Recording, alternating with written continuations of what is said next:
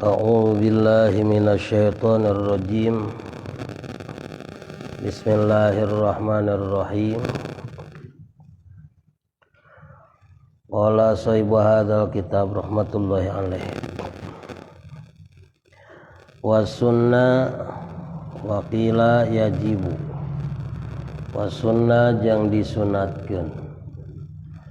Wa qila cek sakaula mah yajibu wajib. Ba'da taharrumin sabada takbiratul ihram. Lamun urang geus takbiratul ihram aya nu disunatkeun atawa aya nu diwajibkeun. Bi fardin kalawan takbiratul ihram salat fardu aw naflin atawa salat sunat. Ma'ada salata janazatin musalianti salat janazah. Menang maca ma'ada salata janazatin, menang ma'ada salati janazatin. Ma'ada itu kan akhwat illa, bisa lamun dibaca ma'ada salata janazatin ya cara illa, lamun dibaca ma'ada salati janazatin cara gueru.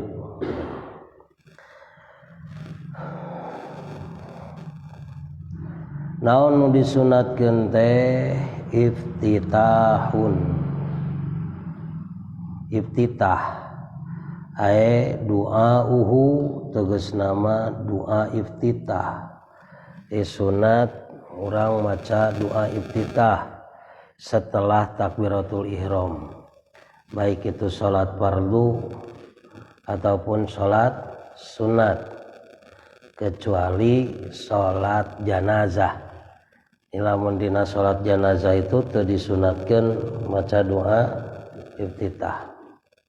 Langsung we sholli ala hadzal mayyiti arba'a takbiratin dan lain arba'a rakaatin kadede. Mustaqbilal qiblati ada lillahi ta'ala Allah fardu kifayatin ada lillahi ta'ala Allahu akbar langsung we kana Fatihah.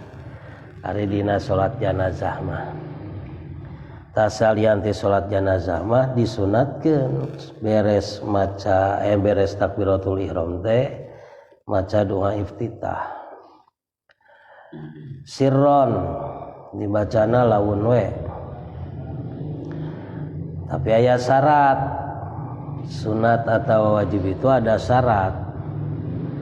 In amina fautal waqti. Lamun manehna aman tina beak waktu. Atawa in amina fautul waqti. Baik. Lamun manehna lamun bisa aman beakna waktu. Tawa umina dimajhulkeun. Terserahlah kumadinya we. Pokona mah macana enon pokona mah aya doa iftitah. Lamun waktuna aman kitu intina mah, lamun waktuna aman. Wa ghalaba jeung ngalindih ala dhannil ma'mumi kana prasangkana si makmum naon idraku ruku'il imami bisa ngudag kana rukuna imam. Nah, tingali syaratna. Sakapeung tara diperhatikeun pelebah dia jol-jol maca iftitah tapi syaratna teu ditingali. Syarat doa iftitah itu satu in amina lamun aman manehna waktal non pautal waktu mun aman tina beakna waktu artina lamun maksud beak waktu teh waktu macana alias kaburu menang lain menang sunat bahkan wajib maca doa iftitah lamun kaburu kitu artina lamun naon cenah lamun kaburu. Jadi pertanyaan kumaha lamun teu kaburu? Hari nu disebutkan syarat itu adalah ma idzan tafa intafa. apabila kaburuna teu aya maka sunatna ge jadi teu aya kitu artina. Lamun syarat eueuh ya nu disyaratna ge eueuh kan syaratna kudu kaburu waktu teu kaburu waktuna alias eueuh kaburu waktuna maka atuh sunatna maca doa iftitah jadi teu aya lamun teu kaburu naon waktu. Tambah deui kaburu waktu teh aya deui tambahna wa ghalaba ala dzannil ma'mum idraku ruku'il imam. Dina prasangkana itu ada prasangka bisa kaburu ngudag ruku jeung imam. Tah nu pokona eta. Jadi waktuna teh mana? Waktuna teh asal kaburu ruku jeung saha? Jeung imam. Jadi lamun kira-kira teu kaburu ruku jeung imam itu hartina teu boga waktu. Kitu cenah. Kayak di mana suatu saat kejadian kok ini syarat terlanggar. Nah itu ke aya denda eta. Naon dendana yang kewe itu.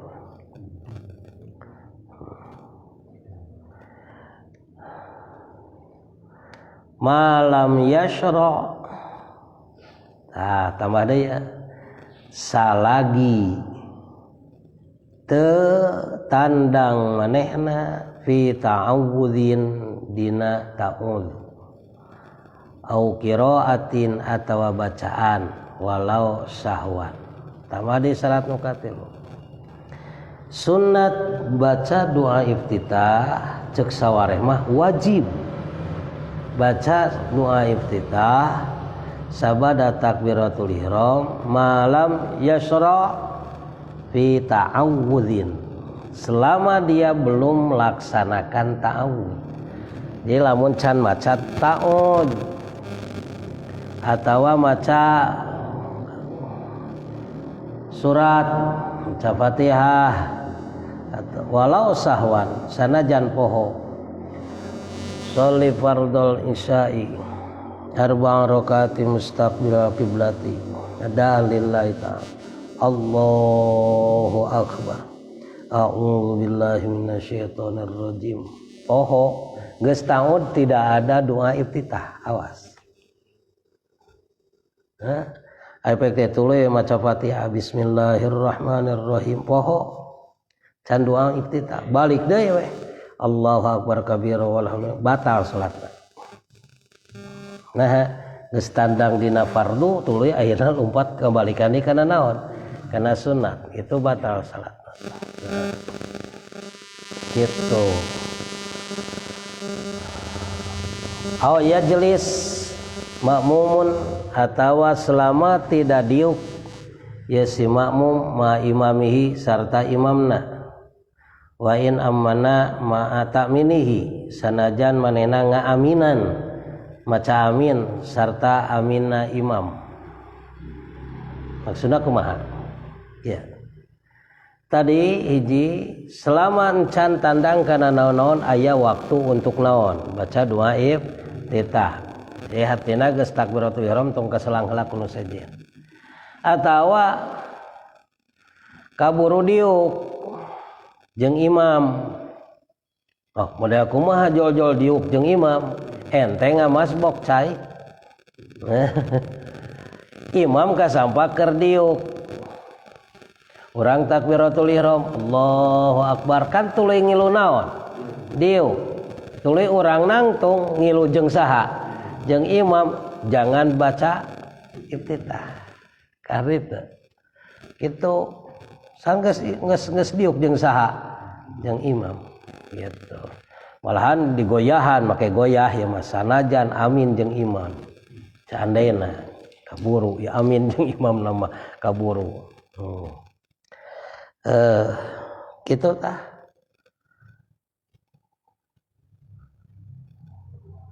jelas ya masa meme dituluykeun ya keduduk masalahna kudu jelas heula. Jadi hiji sunnat baca iftitah itu lamun aman waktuna. Kedua lamun kira-kira kaburu ngilu ruku jeung imam katilu lamun can tandang dina atawa can ngagarap kana maca ta'ud atawa can kana Fatihah sanajan poho. Kalau sudah lupa baca ta'ud heula atawa Fatihah geus daya waktu. Tuluikeun we Fatihah. Kajian tinggalkeun we naon? Tinggalkeun naon? Doa iftitah, artinya tak usah dibaca. Tuh. Kita kedudukan masalahna. Atawa deui kungsi diukeula jeung saha? Jeung imam. Itu juga ngaleungitkeun kana waktu naon? Iftitah.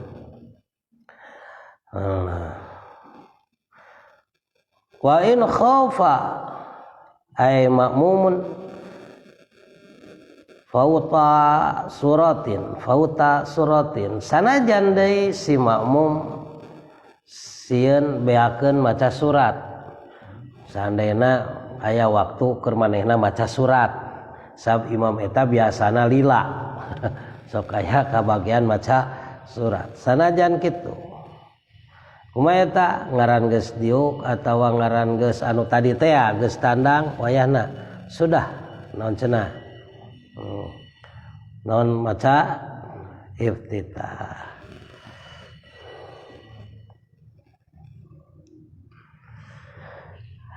Hai sutusannu lahu maca suratna teh sekira disunatkeun ieu surat lahu kamanehanana sabab aya nu disunatkeun memang sunat aya dinu teu disunatkeun ka makmum baca naon baca surat bahkan galibna mah teu kudu maca surat saha mah makmum mah. Nah, ieu mah lamun teh mah kajadian kudu disunatkeun ya sanajan kudu sunat baca surat ya kira-kira kumaha sieun beak baca surat ya lamun maca heula iftitah geus we iftitah heula eta mah. Naon cenah?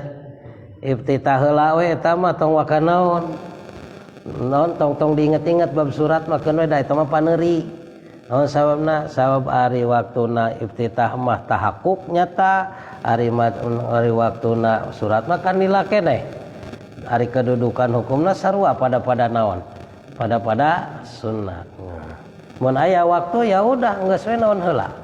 Iftitah heula gitu. Bahkan sebenarnya pangna aya nu nyebutkeun wajib iftitah. Itu iftitah itu penting sekali. Penting pisan iftitah teh. Nah make penting. Oke, urang bahas eusina naon eta pangna penting. Tulikeun heula baca. Kama zakaro syekhuna fi syari' bab sakuma parantos disebat ku guru urang sadaya dina saraan bab. Wa qala ngadawa anjeunna li anna idrakal iftitahi gitu. Karana sanyanyana kaudagna doa iftitah muhaqqaqun eta nyata. Wa fawatat surati jeung teu kabagianana maca surat mauhumun itu diwahamkeun teh sangka salah. Itu mah hanya bayangan saja. Bayangan eta mah. Ari itu mah nyata. Wa qad la yaqa'u jeung terkadang tetiba malahan artina mah geus yakin lah teu kudu dibaca oge kan gitu mending keneh nu nyata eta baca ta doa iftitah nu mana doa iftitah teh akang da ieu meureun doa iftitah teh nu mana wa warada fihi ad'iyatun katsiratun sareng parantos kawarid dina doa iftitah naon ad'iyatun katsirah sapirang-pirang doa anu seueur doana loba sebetulna nu nyaho urang mah kan eta Allahu akbar kabira walhamdulillahi katsira wa subhanallahi bukratan wa asila terus inni wajjahtu wajhiya lillazi fataras samawati wal arda hanifan musliman wa man amila muslim jeung satuluйna yaitu eta tina sawarehna sebenarnya bukan itu saja loba ngan daripada neangan nu teu apalnya mending nu mana nu aya bari apal eta we. Tah kawarid seur duana wa afdaluha jeung ari nu pangutama-utamana doa iftitah saking seur eta mah rawahu doa anu diriwayatkeun muslimun ku Imam Muslim. Jadi doa anu diriwayatkeun ku Imam Muslim wa huwa nyaeta wajjahtu wajhiya atawa wajjahtu wajhi ay dzati lilladzi fataras samawati wal arda hanifan musliman hanifan ay mailan anil adyan ilad dinil haqqi itu mah tafsiranana musliman wa ma ana minal musyrikin inna sholati wa nusuki wa mahyaya wa mamati lillahi rabbil alamin la syarika lahu wa bidzalika umirtu wa ana minal muslimin. Nah ini doa iftitah nu pangutamana nu eta. Nah itu nu sok dipake kurang teh. Malahan ditambahan ku Allahu akbar kabira walhamdulillahi katsira wa subhanallahi bukratan wasila. Ini itu mah panambahna. Itu hari nu dina hadisna mah tina wajjahtu wajhiya lilladzi wajjahtu wajhi tidinya. Tah urang hartikeun ayeuna kapanggih geura pentingna doa iftitah. Allahu akbar Allah nu maha agung. Terus kabiron kalayan agung temenan wa subhanallahi sareng maha suci Allah bukrata wa asila pagi dan sore maksudna teu aya waktu teu riren Allah maha suci. Ini sayaktosna abdi wajjahtu madepkeun abdi wajhi kana beungeut abdi nu dimaksud beungeut ae zati tadinya ae zati kana zat abdi disebut zat iya sabala gejer abdi. Nah geuningan disebut kana wajhi nu yang hareup teh beungeut henteu hate henteu awak apa zat kabeh nu dimaksud mah nu kitu teh ngaranna majaz mursal min itlaqil juz wa iradatil kul ngaranna nu bisa ngapal istilahna eta catet ka Mang Yudi. Nu kitu teh ngaranna majaz mursal min itlaqil juz wa iradatil kul. Naon hartina? Heuh kitu we geus.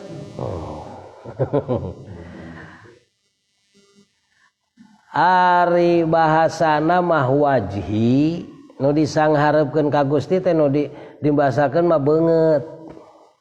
Tapi nu dimaksud kabeh. Naha make kabeh. Ya kabeh ku beungeut teh dimaksud sakabehanana. Teh boleh pertanyaan deui. Nah atuh make beungeut wungkul geus we wajah tu zati. Teu geunaheun bisa hafal. Atuh nah make ku wajah buat henteu ku leungeun, henteu ku suku, henteu ku awak, tu wajah tu badani atau wajah tu kolbi atau nah ieu bisa yang hafal. Wajah itu pangheula-heulana nu katemong di jelema jeung pangmulia-muliana anggota badan nu katemong di jelema teh naon? Beungeut. Sok aya nu moto bujur keur KTP. Teu aya. Tapi ketika sketsa wajahnya sudah ketahuan bakal katingali jeung kutil-kutilna pan kitu lin. Nyaho. Nah udah kitu tak beungeut teh sebenarnya mah min non mu'dzamul badan. Jadi anggota yang gede manfaatna panggede-gedena itu. Nah kitu wajhi madepkeun abdi kana wajah abdi maksud kana badan abdi kana hate abdi kana sagala nu aya dina awak abdi kitu. Kasaha lilladzi kadzat lamun bahasa madepkeun hartina sembah bongkokan, sumerah sembah bongkokan. Sejak mangga nyanggakeun beheung teuk-teukeun suku blok genteng blokeun. Nah, mangga teh teuing bade dikumaha oge teu langkung. Sumerah artinya kita tidak memiliki apa-apa. Teu boga nanaon Gusti nyangakeun sadaya-daya. Taya itu taya ieu taya mangga disanggakeun sagala rupana. Maksud nyang hareup ka Gusti teh nyang hareupeun teh hartina rek serah bongkokan. Rek naon cenah? Serah bongkokan bimana rek mangga nyangakeun sadaya-daya. Lilladzi kadzat fatara anu marantos nganyiptakeun ieu zat as-samawati ka sapirang-pirang langit wal arda jeung bumi. Tambahan ka dituna hanifan teh bahasana teh ya hanifan bari cenderung bongkok manco gitu. Manco ka mana ieu teh? Manco kana agama Gusti anu hak.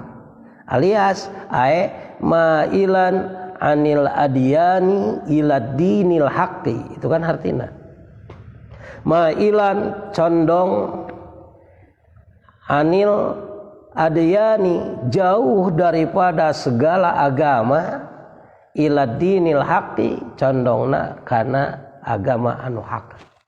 Jadi hanifan bari condong nyondongkeun diri alias tumampi ngiring sejak ngiring kana agama anu hak. Agama anu hak nu mana? Islam. Inna dina indallahil Islam. Tidak ada agama kecuali Islam. Maksudnya gitu. Inna dina indallah, agama numutkeun Gusti teh adalah Islam. Jadi abdi terek serah bongkokan mangga nyangakeun sadaya-daya ti luhur sausap dambut dugi ka handap sahibas dampal mangga Gusti nyangakeun gitu. Tong dibaca saeuti tengah saya aya nama eta mah paragi nyerenkeun gitu. Artina sadayana teh dipilah-pilah.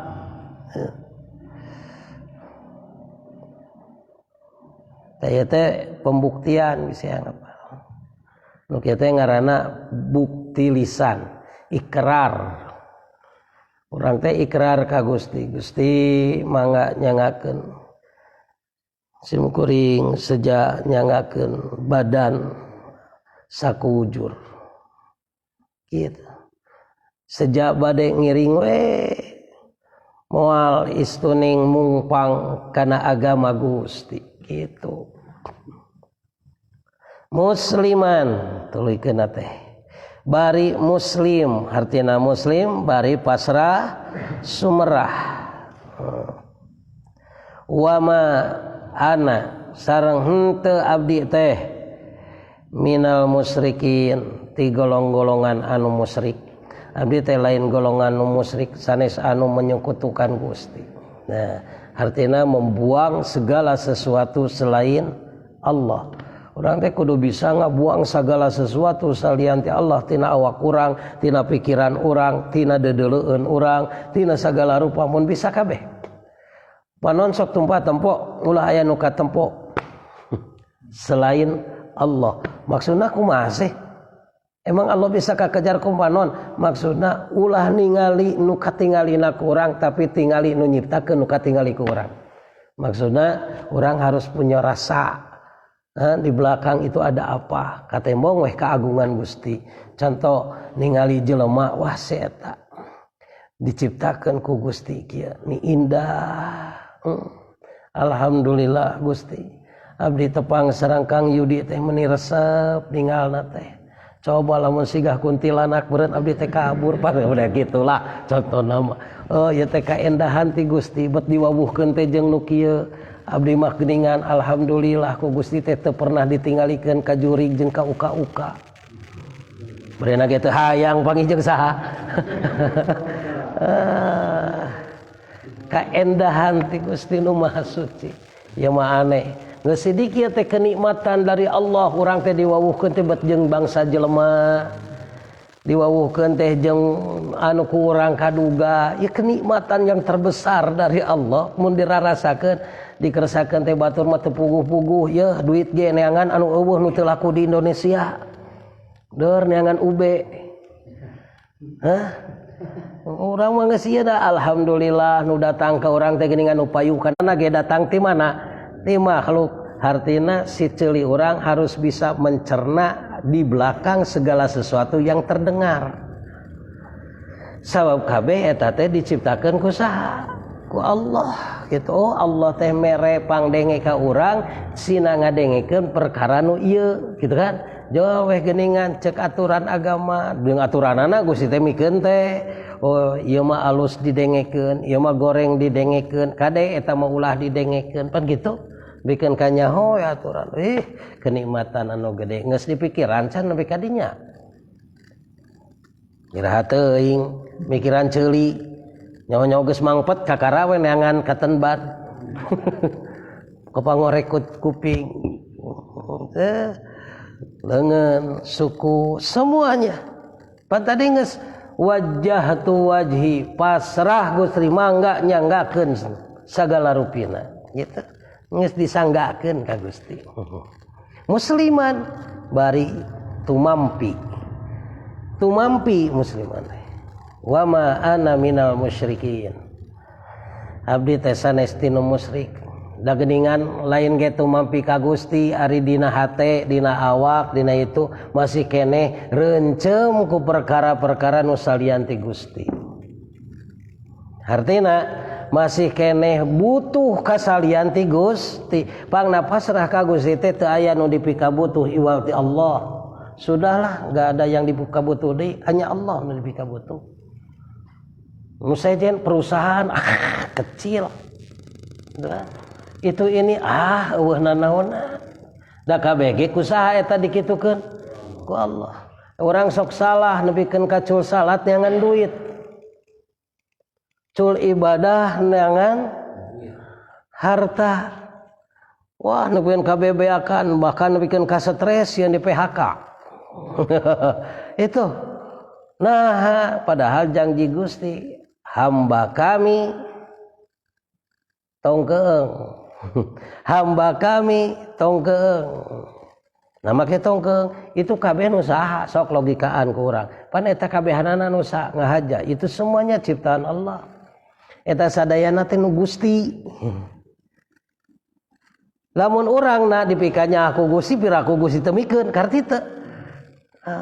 Kitu. Nah atuh geuningan teu dibere nya di Gusti ge eta teh pangna teu mere teh. Manya sia maneh budak orok rek dibere cikopi. Karti teu. Oh iya. Bagian ente tong eta. Itu mah bagian anu itu ente mah nu ieu kitu. Musliman wa ma ana minal musyrikin. Bikeun ka dibagi-bagi ku ulama mah musyrik teh aya musyrik jali, aya musyrik khafi. Musyrik jali mah jelas eta mah ngaku pangeran kasalian ti Allah. Aya deui yang musyrik khafi, musyrik anu nyumput we dina hate eta sok aya kaditu ka dieu keung ku perkara nu salian ti Allah eta musyrik cenah. Mawi pun bapa mah boga slogan pun bapa dugikeun ka ngantunkeunana ge prinsip urang hirup. Naon cenah prinsipna? Prinsipna teh naon teuneng kudu ngewa, keung kudu ngalem. Arti teu?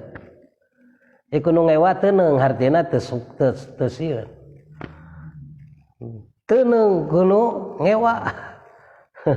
Tapi keung kudu ngalem di mana jelema hayang di alam manehna teh boga rasa mulia di mana manehna teh mulia berarti si eta teh ka pangeran nitah ngamulyakeun kemanehanana leuheung sakitu kumaha lamun kitu lamun geus merasa mulia berarti si eta teh ngaku pangeran geus kitu kareta tuh jauh ya hesel kunda prinsip peritong jauh-jauh teuing komo prinsip wali teu susah kuno nyarekan teu atoh kuno muji itu sama saja artina rek anu nyarekan rek daya nu nyarekan sama rek anu muji rek daya nu muji sami rek live rek teu live paduli teuing sarua karita nah itu muslimanana ka saha masrahkeun ka saha kan tadi lillazi fataras samawati wal ard nah urang kasok dibaca eta teh nyata da tuh orang macana teu harti atuh lain orang hartikeun gitu oh gitu urang teh salat teh naon ieu teh nyembah atawa pengabdian ngagugu buktina mah salat teh lain nyembah lain pengabdian sebenarnya mah keur urang mah naon ngagugu ngan ngagugu teh ciri tunduk ari nu tunduk teh ngabdi teh ka saha ka Allah gitu ari ngabdi ka Gusti teh rek naon ieu teh rek tunduk patuh ka Gusti ari tunduk patuh teh kumaha rek serah bongkokan sejak masrahkeun sagala rupina baik syariatna baik hakikatna sadayana dikasahkeun ka Gusti kan kitu ting nepi ting moal kadinya nya da dibaca mau ngal salat kan dibaca ngan siga-sigana ngawadul urang mah aduh jadi salat naon atuh salat wadul nah kumaha inni wajjahtu make inni segala rupa tak sapalina ulama anu ajengan di urang anu nyebutkeun tong make ini sia era ini teh artina sesungguhnya aku make taukid sanya-nyana abdi pasrah sumrah ka Gusti dina salat naon nu kainget ente ngalindur banget deh jadi pantasna salat urang mah ieu lain diganjar pantasna teh kitu mah pantasna salat urang mah dibentar gelap naon can naon can nepi acan kana rukun nu kadua acan geus ngawadul kuduna dibaledog nu kitu paleng-peng entak bagja eta nyaah Gusti mah nyaah we nyaah we da lain rek nyembah ieu ada ngagugu ieu mah rek bagja jang meureun kitu lamun ka budak teh bagja sia make aya ngagugu padahal mah lain paragi sia teh make der naik kana tangkal kalapa sagala budak beunceuk 3 taun make der rek kalapa sagala lain paragi lain tapi eta aya usahana make rorong heapa naik sagala rupa ka mana kana tangkal kalapa bagja heujang ka dieu yeuh jajan es krim itu paling eta mah mata kanyaah we makanya ti saha ya Allah ku sakitu heula sakitu ge mana tuh nya bener ya teh masrahkeun diri urang ka Allah teh teuing da buktina mah Allahu akbar teh pangheulana kainget hayang kabayar hutang bener teh mun nganggur hayang boga gawe mun kahurwan imah hayang jaga buru digantian gitu mun keur ngaji diajarnya hayang bisa ngaji nah kitunya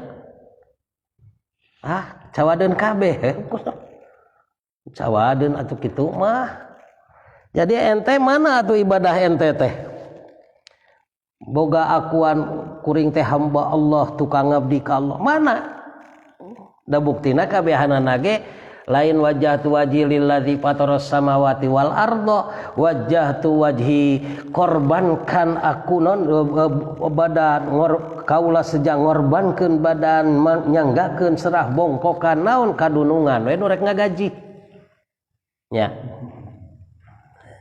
Bikeun ka keur salatkeun aya eta salat dikeun keur mayar hutang keur makhluk. Salat teh ngarah bager we mitoha keur makhluk. Tak tuluyanana tingali inna sholati sayaktosna salat abdi wa nusuki sareng ibadah abdi wa mahyaya sareng hirup abdi wa mamati sareng maut abdi lillahi rabbil alamin mungnu Allah pangeran sadaya alam. Salat abdi teh ieu teh nu Gusti kanggo Gusti ka Gusti awe abdi mah salat teh. Nah atuh tadi sia dikana hutangkeun.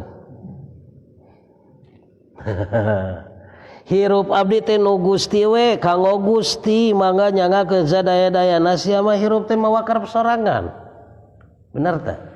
Sok urang ka budak lamun rumah saseeta budak urang ngagugu teu ka urang.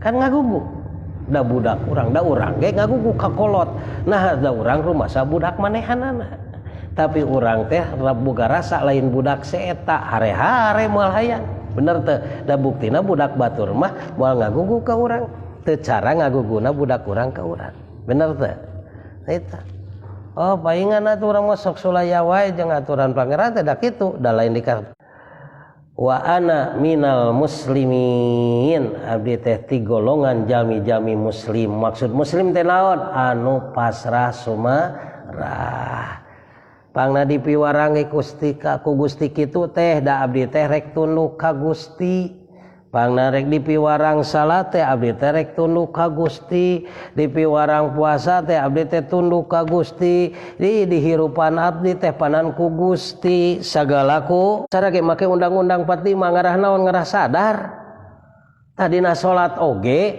sok dibuka geus asup dina salat takbir teh anu ngasupkeunana sok ayeuna buka kurang undang-undang 45 na naon wajjahtu wajhi lilladzi fataras samawati wal arda hanifan musliman wa ma ana minal musyrikin ati wa nusuki wa mahyaya wa mamati lillahi rabbil alamin la syarika lahu wa bidzalika umirtu wa ana minal muslimin itu dibuka ikrar heula kapikir teh eta dina salat kadinya insyaallah moal tulus salat ge ente mah kalah teu tulus jadina teh salatna aneh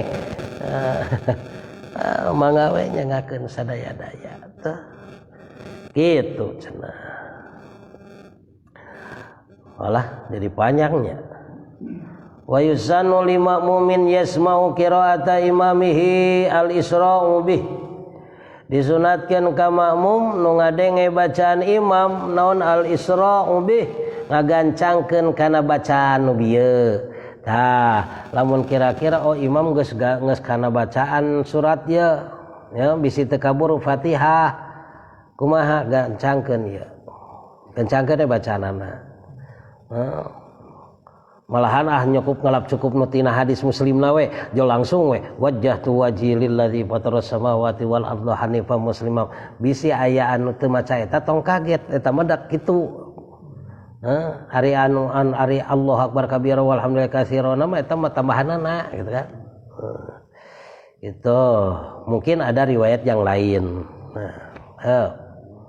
gancangkeun we naha sabab ketika kita sudah baca iftitah nu kamari teh wayahna Fatihah kudu naon kudu tamat tuluy ruku kudu ngilu bareng jeung saha jeung imam itu ka makmum kitu sote ari ka sorangan mah teu kitu mun salatna mun farid atawa jadi imamna oge anu makmumna moal protes kumaha eta ieu eta mah wa yazidu nadban jeung nambahan sunat alias sunat ditambahan sanu nambahan teh al munfaridu hiji nu salatna munfarid tambahan tong sakitu matak oke Allahu akbar kabira walhamdulillahi katsira wa subhanallahi bukrata wa asila eta mah naonna eta sunatna deui tina jero sunat jadi sunat tina sunat tambahan eta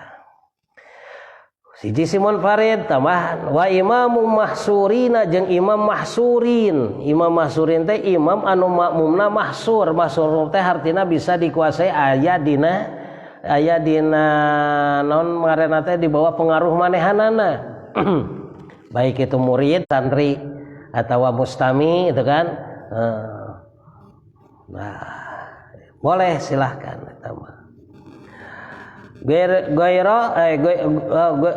mana biar teh mana biar Gairo ariqo wala nisa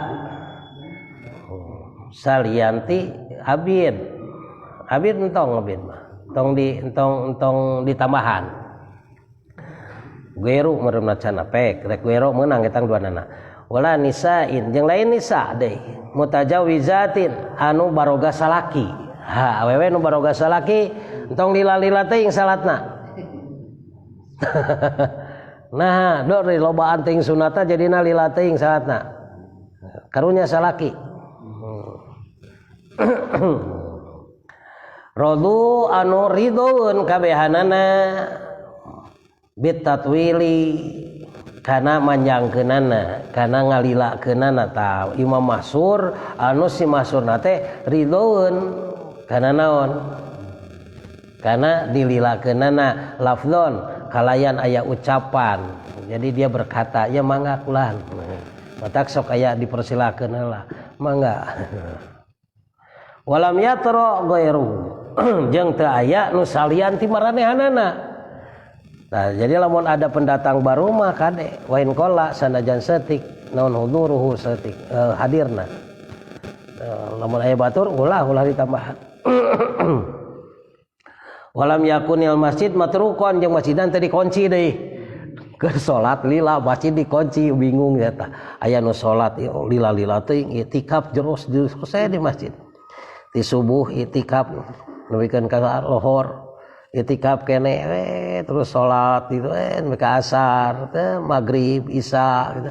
Ke jam 12 penting kita keluar kunaon kakunci di jero kakunci eta si orang lain itikaf rek balik tuh bisa sabab kunaon kakunci tah mana bieu walam yakunil masjidu matrukon lain jajalaneun di masjidna maksudna matrukon mah torok di jajalaneun itu kan sok dipake jalan layak itu mungkin wae apa nu ngaliwat eta ngaliwat tambahan kana naon ya teh ma warada fi du'ail iftitah kana naon-naon nu kawarid dina doa iftitah tambahan deui we ku doa-doa nu kawarid dina iftitah kalau ada masih ada wa minhu ti antara nama rawahu syaikhan yang diriwayatkan ku Imam Bukhari Muslim mana Allahumma ba'id baini wa baina khotoyaya kama ba'anta bainal masyriqi wal maghrib Allahumma naqqini min khotoyaya kama yunaqqa thawbul abyadu minad danas Allahumma agsilni min khotoyaya kama yugsalu thawbu bil ma'i wal thalji wal barad. Halusna tambahan eta. Allahumma ba'id baini wa baina khotoyaya apa teh? Apalah siga nama. Tambahan geus kieu jadi nanti doa iftitah teh. Doa iftitah ya. Allahu akbar kabira walhamdulillahi katsira wa subhanallahi bukratan wa asila inni wajjahtu wajhiya lilladzi fatara as-samawati wal arda hanifan musliman wa ma ana minal musyrikin inna salati wa nusuki wa mahyaya wa mamati lillahi rabbil alamin la syarika lahu wa bidzalika umirtu wa ana minal muslimin Allahumma ba'id baini wa baina khotoyaya kama ba'anta bainal masyriqi wal maghrib Allahumma naqqini min khotoyaya kama yunaqqa thawbul abyadu minad danas Allahumma agsilni min khotoyaya kama yugsalu thawbu bil ma'i wa thalji wal barad A'udzu billahi minasyaitonir rajim. Bismillahirrahmanirrahim. Salat teh kitu baca kabeh doana. Eta teu katalar sapotong we atuh teu katalar kabeh mah.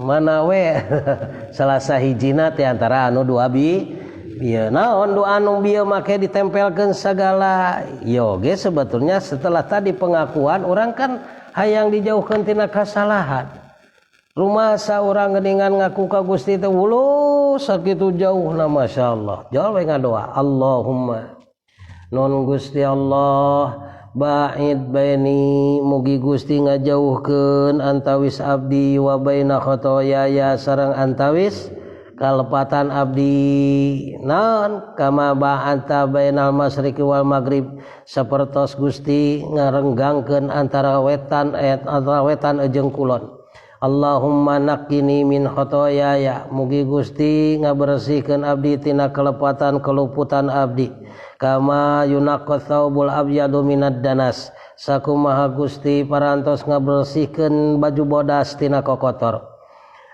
Allahumma gsilni min khotoyaya nun Gusti mugi Gusti ngawasuh ka abdi tina kalepatan abdi kama yugsalus thawbu sacara dikumbahna diseuseuhna baju bil ma'i wasalji wal barad ku cai ku salju oge ku ibun kabeh diayakeun tama taukid saking hayang bersih gitu doa orang deh. Jadi ternyata sebelum Fatihah itu doa iftitah eta teh sebenarnya mah geus pengakuan tobat urang teh ka Gusti nu Maha Suci matak nu kumaha jelema nu tobat teh deuleu we salatna bener teu ari ngaku tobat tapi salat hara baledog nu kitu hinu tobat mah aya salatan dina salat itu aya naon eta tobat can naon-naon jol dibuka ku tobat engke tengah-tengah tobat deui sagala rupa tobat kitu tah Mang Iip mudah-mudahan we sing berkah keur urang sadaya amin ya Allah ya rabbal alamin al-fatihah alhamdulillahirabbil alamin arrahmanir rahim maliki yaumiddin iyyaka na'budu wa iyyaka nasta'in ihdinas siratal mustaqim siratal ladzina an'amta 'alaihim ghairil maghdubi 'alaihim waladdallin amin